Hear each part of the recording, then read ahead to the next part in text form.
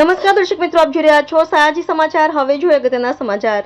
સુરતમાં પ્રાણદાતા ફાઉન્ડેશન દ્વારા અંધજન બાળકોના ઉત્કર્ષ માટે મ્યુઝિકલ ઇવનિંગનું આયોજન કરવામાં આવ્યું હતું, જેમાં ગીતકારોએ ગીત ગુંજન કરી ઉપસ્થિત બાળકોના મન મોહી લીધા હતા અને તેમને પ્રોત્સાહિત કર્યા હતા. સુરતના સંજીવ કુમાર ઓડિટોરિયમ ખાતે તારીખ 8 જૂન 2024ના રોજ એક મ્યુઝિકલ ઇવેન્ટનું આયોજન કરવામાં આવ્યું હતું. અંધજન બાળકોને પ્રોત્સાહિત કરવા માટે આયોજન કરવામાં આવ્યું હતું. પ્રાણદાતા ફાઉન્ડેશન દ્વારા આયે સાવન ઝુમકે નામના શીર્ષક હેઠળ આ આયોજન કરવામાં આવ્યું હતું, જેમાં પ્રખ્યાત ગીતકાર શાકિર શેખ, પ્રશાંત દવે, મિનેશ જૈન, મનીષ ચાવડા, સંગીતા ભગત, છાયા ખંડેલવાલ, ડોક્ટર પારુલ દેસાઈ, તૃષ્ણા રામવાલા સહિતના ગીતકારો ઉપસ્થિત રહ્યા હતા અને બાળકો માટે ગીતોના સૂર રેલાવ્યા હતા.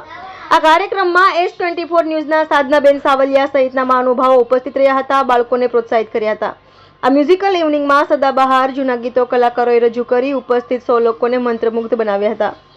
રિપોર્ટર નૈતિક રેશમવાળા, સયાજી સમાચાર, સુરત. આમ તો તમે બધાએ જ ખૂબ જ સરસ આ કાર્યક્રમને સફળ બનાવવા માટે સવિતાબેન ગામિત કે જેમના હસબન્ડ બ્લાઇન્ડ હતા અને હમણાં જ તેઓનું કેન્સરમાં, પટેલ શ્રી, તેઓ જો હાજર હોય તો પોતાના સ્થાન પર ઉપસ્થિત થશો. મુરબ્બી એવા તમારી જગ્યા પર અગર હો તો જરા અમને તમારો ચહેરો બતાવશો. સાથે જ સરસ એમણે પણ એ ડોનેશન આપ્યું છે. આમ તો કહેવાય કે ભાઈ દાતાનું નામ ન લેવાય, પણ અમારી પરંપરા છે કે અમારે એમને થેન્ક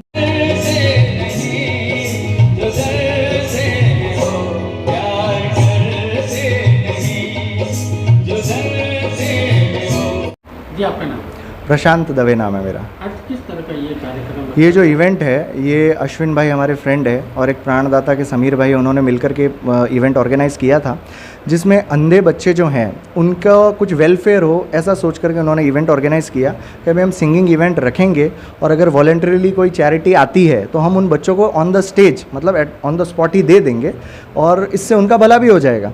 फिर उन्होंने हम सबको एक एक करके हैंड पिक किया कि भाई आप लोग जो अच्छा गाने वाले हैं, उसमें लकीली मेरा भी नंबर आ गया तो हम लोग यहाँ पर गाने के लिए आ गए, हमने गाया है. और अश्विन भाई, समीर भाई, जो इनकी जो टीम है प्राणदाता फाउंडेशन की, इन लोगों का बहुत बहुत धन्यवाद है कि इन्होंने इतना अच्छा इवेंट ऑर्गेनाइज़ किया, पूरी मेहनत करी और हमको इतना अच्छी अपॉर्चुनिटी दी. ऐसा विचार किस तरह से आया आपको? ये मैं और अश्विन भाई एक दिन बैठे थे, ऐसे ही बात कर रहे थे. अब विचार हमेशा ऐसा होता है ना कि चाय के साथ आते हैं, तो बस चाय पी रहे थे और एकदम अच्छा सा विचार आया, चाय पे चर्चा, ठीक है.